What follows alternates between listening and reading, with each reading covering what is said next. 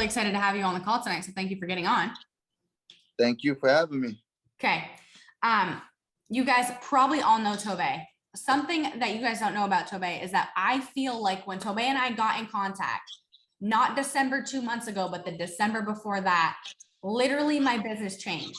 Okay. And the reason for that is because I talked to Tobe, I met Tobe, and I knew that like he was going to run through walls and like just completely explode this business. So I knew I had to keep up with him. So when they talk about like when you surround yourself with people that force you to level up, that's what Tobe did for me. I felt like I had to get better than where I was at because I needed to be able to work with Tobe and run with Tobe and just be able to keep up with his level of wanting and desire to be good at this business. So I truly owe all of our growth and I just have been an amazing business partner for me. So Tobe has also the top sales producer in our entire agency. Nobody has ever even touched his records yet so far in our agency. He is the first and only Hall of Fame producer.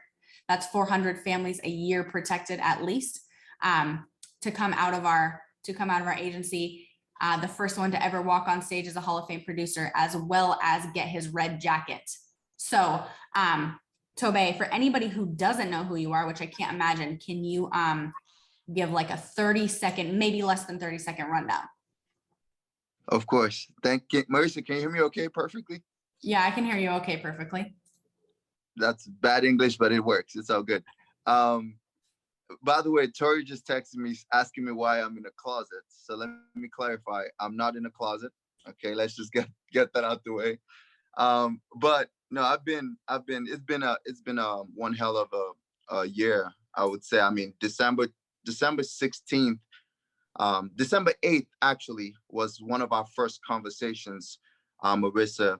And after we had that conversation, I was expecting one of those things where I was going to be sold a dream, like, hey, after 2 years, you're going to be riding a Lamborghini and traveling to Jamaica and, all these places on earth, sipping fine wine on the beach. But you told me, dude, this is the hardest I've had to work in my life. That was the message you gave me. You told me the first time we talked, hey, Tobe, I have never worked harder than I'm working right now. But then on the back end of that message, you also said, however, I've never been rewarded like this before in my entire life. And for me, that's literally the only line that I needed to hear. Because like a lot of people, we're just looking for something where we can plug in, do our best, and then the rest is handled. So for me, that's what attracted me to Family First Life was, hey, if I just work, if I just go all in, if I just put forth effort, then God handles the rest for me, and everything else falls in place. So yeah, so it's been a full year. My first couple months, where I wouldn't say the best months. I think I was underperforming because I didn't have the right belief. It was not until I went to convention last year and saw very normal looking people look just like me, doing crazy numbers. So then I asked myself, well, if that person that just walked by me can do that, I probably can do close to that. You know what I mean? I could do what these people are doing because they're not special. They speak normal English. And that changed my belief. So I know everybody that we met at convention this year felt that same thing. Like, hey, I saw Marissa. I mean, she's like a normal person who talks very fast. Sometimes it's annoying, but she's a normal person and she's building something massive. So if she can do it, I can do it. And I saw Toby and I saw Steph and Kristen and Spencer and Peraza and Sean Mike, and all of these normal people who just have worked really hard. And because of that, they're where they are today. So it's been one full year, Hall of Fame. We thank God for that. And it's a brand new year. So we're starting at zero. We're looking to go again. Yeah. So Tobe, I'm gonna ask you about Hall of Fame in a second. So don't give anything away yet. But what do you think from this year, from this past weekend, I felt like that was about the most impactful event I've ever been to. What was your biggest takeaway from convention? Getting uncomfortable. Getting uncomfortable for me was one of the most important takeaways, because it's very easy, especially in our business. And I see it happen all the time to a lot of new agents that work directly with us or just work in the company in general, because you can actually come in here and in a day, you're able, certain situations make a good bit of money, and it's very easy, especially if you're someone like me or a lot of people here who don't come from money, to say, well, I just made X and I've never made that in a month. I've never, whatever that looks like. And then say, you know what, I'm going to chill here and I'm going to slow down because you don't think you deserve to make more. Yeah. So for me, it's just the idea of getting uncomfortable, stay working, staying consistent. And if something scares you, you should probably do it. So that's the main takeaway from convention for me. Yeah, that's huge. And I felt the same way. Like everything that we do in this business is going to be uncomfortable because we've never done it before. And what's crazy, Tobe, is like no one's ever done it before. Like no one's ever done what Family First Life is doing right now. Like, how do you think Sean Mike feels? Like we're like saying get uncomfortable. Like no one's ever done 600 million issue paid in a year. Like, so if you think you're uncomfortable, I'm not like someone, like we all are. So I think that was cool, is like everyone's uncomfortable. And also, Tobe, what I took away too was like everyone has struggled, right? Like there was not one person on that stage that said, yo, I came in here, millions of dollars in my bank account, perfect, rainbows and puppy dogs life. Like I was just like, happy as could be. And I just came in here and didn't have to overcome any adversity and like didn't really like everybody. And I can assure you, you guys, there's 75 people on this call.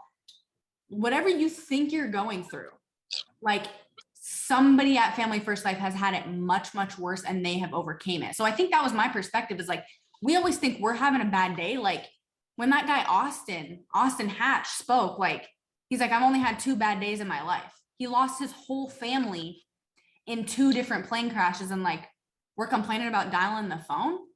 You know what I mean? So I think for me, that was like literally crazy. Like you're uncomfortable calling people that you don't know about a request that they asked for. And when that guy lost his whole family in 2 plane crashes and still gets up every day and he says, I'm so grateful for everything I have. Like that just blows my mind. So Tobe, I texted you the other day and I said, I'm beyond so proud of you. You hit Hall of Fame. Could not believe I saw you walk across the stage, get your red jacket. And you text me back and you said, it's a gift from God. I'm beyond honored. But you said, I'm very unfulfilled by the moment because I was the only one from our team on that stage. And I never want to stand again on that stage by myself. So that to me meant a lot, you guys. And I'm going to say that again. Tobe said, I never want to stand alone on that stage again. So Tobe, now I want to, that speaks to you as what an amazing leader that you truly, truly are. But can you walk us through what you think the blueprint to anybody who wants to hit Hall of Fame this year, whether that's, whatever your top 5 things are. Like if I asked you, Tobe, how do I hit Hall of Fame? What would you tell me so that we can be on the stage with you next year? Amen. So I would say, I would say first and foremost, it is hard. I guess I would start there, because a lot of what we do can be, I might pronounce this word wrong, but it can be romanticized to where, 400 families sounds really good. And, a good number of people do it.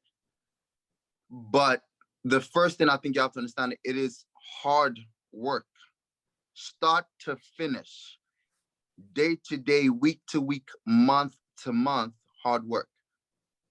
And for some, that's good news. For some, that's bad news. But that's the first thing you have to wrap your head around. It's not like an easy walk in the park or something you can kind of just get your way to it. The way I started last year, there was no chance on earth I was going to hit Hall of Fame. It just wasn't going to happen. I wasn't the person I needed to be. I wasn't disciplined enough. I wasn't consistent enough. That moment for me again was convention. And it's a perfect time now that we're having this conversation because everyone just came out of convention.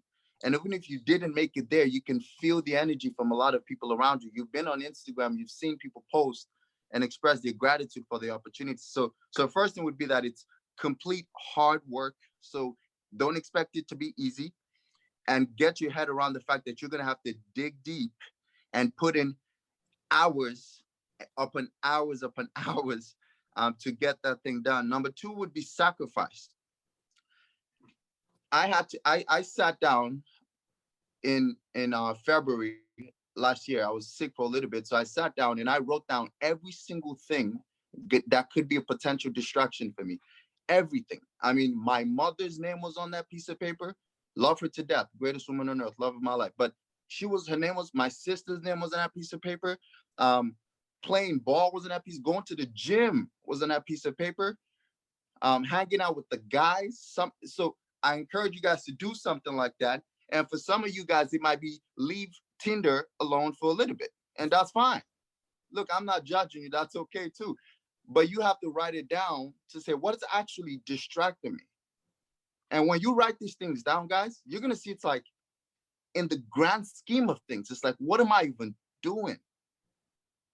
What's the relevance of this thing compared to my goals for myself and my family, right? So we're in business for what? Not just for ourselves today, but if you do this thing right, ultimately your future family benefits from it. So how important is it to go to happy hour every Friday with the guys? Hey guys, hey, look, I can't make it today. Love you guys though. Talk to you guys on the phone Saturday morning. Have a good one. That works. I haven't seen a couple of my best friends in a couple of years. I sent them a letter. They still love me. I still love them too. But I don't have to see them every. So sacrifice is one. Figure out what you got to cut out. And it's not forever. It's not forever. It's for a period of time. So you're going to have to sacrifice a good number of things if you want to hit your goals this year. And all of us, we're all going to have to decide if we're going to do that or not. But don't confuse yourself. So don't fool yourself to say, okay, I'm going to do Hall of Fame, but you're not willing to sacrifice, because you're not going to get it done. And it's okay if you don't, but you have to decide what game you're playing.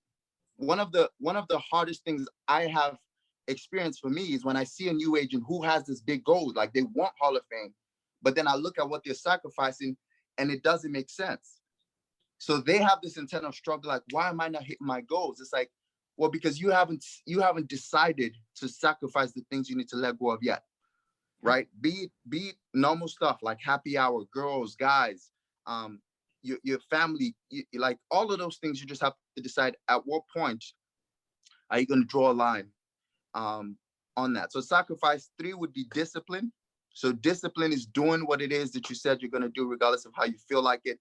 What we're going to see now is a lot of people with the enthusiasm from convention going to burst through the ceiling right now. I mean, it's going to go crazy. A lot of families will be protected, but the disciplined people we would see not in March. We're going to see them April, May, June, July. That's what we're going to see where discipline holds, because the motivation is gone at that point. The motivation is gone. What's keeping you in your car when it's just you is now your discipline, right? So yeah, it's just having a crazy amount of discipline, dialing when you're supposed to be dialing, waking up when you're supposed to be waking up. And then execution, I think would be a huge one. We all have to develop a skill set. In my opinion, actually, the skill set is the least important thing. Like, I don't think that you need to be anything amazing to do what we do. You just have to care about people and work really hard. And then one thing that I use a lot of, Marissa, this will be the last thing. One thing I use a lot of is I steal belief from other people, especially when I started. So this is to a lot of newer agents. I wasn't in any way, shape, or form. I didn't have the belief I needed when I started here. So it doesn't matter if I showed you a bank statement or somebody showed you, or you've seen what Marissa's done. It doesn't matter until you do it. But in that window, while you're still trying to gain belief, you need to steal it. You need to borrow it from somebody. So when I started, I listened to Sean Mike's audio in the car. 8 to 12 hours straight every single day from 9 to 5. No exaggeration. On my book, I wrote down 9 to 5, no music, and I wrote down the things I was going to listen to. Now, sometimes I was bored and I almost, crashed my car. So but you guys get my point. Like, you have to listen to these things like every day so you believe it. Because repetition is key. And I feel like if you do those things, then you're gonna have it's almost like, how do you not succeed at that point? So yeah, I think that's huge, and I love that, because those all come from things like, you know what I love about this too, Tobe, is like, we all know about leads, guys. You know how many you need. If you don't, call your manager, but like, you know how many hours you need to dial the phone. You know how many like this stuff is like real, legitimate, like discipline, consistency, sacrifice. Write down your distractions. What are you going to cut out? Tobe, do you think a lot of people, and I'm asking this because I've been there, do you think a lot of people lie to themselves about what they're actually doing? I've done that. So yes, I believe so. Yeah. And I think that's one of the things that's really hard to break. Like when I first started, I would literally call my manager and I'd be like, hello? Yeah, I dialed all day. For sure. Dialed all day. I booked like 3 appointments, and she would be like, how many dials did you make? And I'd be like, oh, like hundreds. And then like, you know what that was? It was me convincing myself. And then I would put the phone down and I would be like, but did I really? So like, I think that's another big takeaway too, is like, guys, all that stuff that Tobe just said, like, if you're sitting there going, well, I am disciplined, Tobe. I'm disciplined. I'm like the most disciplined person in the world. Or I've already sacrificed everything I've sacrificed and it's just not happening. Like, or I already am working as hard as I can possibly work. I don't even have any distractions. And you're not sitting where Tobe is sitting. There's like the only option is that you're lying to yourself. And I think that's a big like realization that we have to, and I would do that too. Like someone would be like, Marcia, you're working so hard. You should come to happy hour with us. And I'd be like, you know what, Tobe? You're right. I just deserve this self-care. I deserve self-care. And I would convince myself that I was working so hard, but like comparative to what Tobe is talking about, it's a lie. And I feel like you can't stop. The only person you really truly need to be honest with is yourself. So I challenge you guys to do that too. Like none of this stuff can come, the hard work, the sacrifice, if you think you're already doing it. So I think you have to have a conversation with yourself on, am I really doing all the stuff that I'm telling myself I'm doing? And I've been there. Tobe's been there. I've been like, yeah, I worked all day? Like, no, I didn't. And I feel like that's a powerful moment when you can wake up and say, I've been lying to myself. Okay, I can do more. Tobe, real quick, and I know you got to run. So now you're building a business. You're helping. You've protected a ton of families. You're going to continue to do it. Why do you think? Because I know you're going to say, I'm going to say, Tobe, do you think agents should build from day one? You're going to say yes. Why do you think that the opportunity here to build a business is so like important? Why would you encourage new agents to do that? I encourage, and now that's something I feel I was terrible at. And now anytime I have the opportunity to speak with a new agent, I recommend that they start, even if they're in the licensing process. I'm like, you need to start also looking into that as well, because it's huge and it's important. But why? There's several reasons why. Number one is it would be selfish of you not to. So I really personally just started posting on social media. So that's one big flaw of mine. And that's something I had to call myself out on, is because I was like, I'm just going to do what I'm doing and make what I'm making, and I'm not going to disturb anybody. But then I thought about it like, so story here, Easton Patton, I don't know if you guys know who that is. Great human being, great producer. First year in business, did a great amount of production. He didn't post. He was going through the same kind of hesitation to post. He made one post that year, and from that post, he got Jake Conan, because he made that one post. So if some of you guys that know who I'm talking about, you understand what I'm talking about. So because of that one post, if you look at Jake Conan's life now and what he's been able to create for his wife and his his kid, because of one post Easton made. That is why you should stop building a business. Not for you. The number one reason is not because of you. The number one reason is what it can do for somebody else. And that would be why I would recommend it to every single person, is because the opportunity here with Family First Life in the life insurance industry is second to none. It allows the average Joe, very average human being, to come in, work very hard, and make a great living for themselves and their future family. And then the second reason is, why not? Because you're able to create, through building your agency, you're able to create passive, every month, recurring income. Why wouldn't you want that? I don't care if you want to produce for the rest of your life, but still build, simultaneously. You have Spencer, who just hit VP. I mean, VP bonus checks are going to him every single month now. So congrats, Spencer. But yeah, those would be the main two reasons why I would recommend people to build. Yeah, I think that's huge. And I totally agree when you put it like that. And that's how, and I just want to put a disclaimer that I've been asking Tobe for 11 months to post on his social media. So I'm glad we're making some progress here. And that's really what it's about, right? Like, no matter how uncomfortable you are, it's not about you. It's just like when you're in the home and when you're dialing the phone, it's not about you. Selfish people never make it in this business, because if it's about you, it doesn't work. Same thing. And you know what? And Tobe, Easton and Jake, two very good examples. Easton and Jake are a lot like you in a lot of ways. And they've had that same thing, as like, when I realized how many other lives I could change, like, you guys can go out and personally produce and make your way forever. And you could make a very good living and provide for your family very, very nicely. But imagine if you could do that and help other people do it. I just think the impact is huge. So, okay, Tobe, so I'm going to ask you one more thing, and then I'm going to challenge everybody on this call, because I know you got to run. And I'm going to challenge everybody on this call to do something tonight, because I think this is truly our launch, FFL Domination and FFL International Empire. What I really have taken away this weekend too is that this is really about service to other people. We know how much business we're going to write, how many agents we're going to help, all that stuff. How much do you plan to give back in 2022? Personally, I could say the dollar amount. Yeah, you can say the dollar amount if you're giving it to charity. How much do you want to give back to your agents, your family, whatever it is? How much do you want to give back in 2022?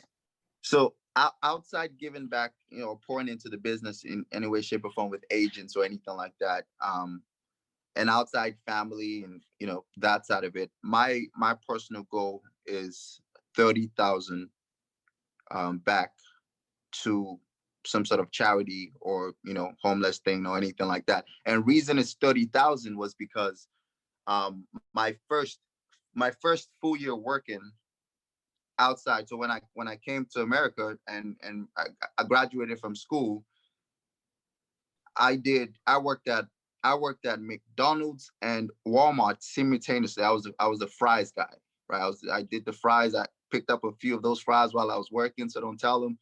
And I would work overnight at Walmart, doing the floors, mopping they have this big broom mopping the floor. So that year doing that, I made 30,000 that year, W-2. So that's not an income claim, right? So, and that was so exciting for me. I was able to save 4,000 from that, and I was so excited, and I thought I was rich. And I called my mom, and we were celebrating. I'm like, "Yo, we just made 30,000." So that's the reason why my goal this year is 30,000. I love that. I think that's huge. Okay, so Tobe, what I want to challenge you, and we're gonna jump off here, guys. The reason we're jumping off early tonight is because, one, Tobe's got a roll, and two, like, we're so fired up. I honestly just want to get back to work and book appointments and help agents and help families. And I know everyone feels the same. So I want to challenge everybody tonight. Tobe, you can throw some extra things in there if you want. But tonight we have a group me. We have the group me with the whole agency. I'm considering this our relaunch to 2022. Okay. I couldn't be more proud of you and more proud of what you're going to do and to get on. I want to challenge everybody to drop your 90-day goals in the chat. Okay. And also based on what Tobe said, so tonight in the group me, before you go to bed, everyone's going to drop their goals for the next 90 days, whether that how many appointments you're going to run a week, how many dials you're going to make, how many families you're going to help, how many recruits, how many times you're going to post on your social media, whatever that means to you. And then also drop in the things that you are cutting out as far as distractions, anything that you think has been distracting you or is going to distract you. And let's really make it a point to do this, guys. This is not like, ha ha, Marissa said, drop it in the chat, but I'm never going to do it. Let's drop it in the group me tonight before we go to bed. Your 90-day goals, what your distractions are going to be that you're going to cut out, and how much you're going to try to give back this year. Tobe, you have anything else to add? That's literally perfect. I couldn't have said that better. I'm in. Okay. Perfect. Well, I love it. Thank you so much for getting on with us. We couldn't be more excited and proud to work with you. You are truly everything that we need in a leader. And I'm excited for International Empire. I'm excited for you. And I'm excited to see how many red jackets we have at this time next year. Let's get it. Appreciate you guys. All right, guys. Have a good one. Tonight, group me. Don't forget, Tobe, you have to end the meeting. What if I refuse to end the meeting? Then you're staying on here all night, I guess. Dedication. All right, see you guys. Bye-bye.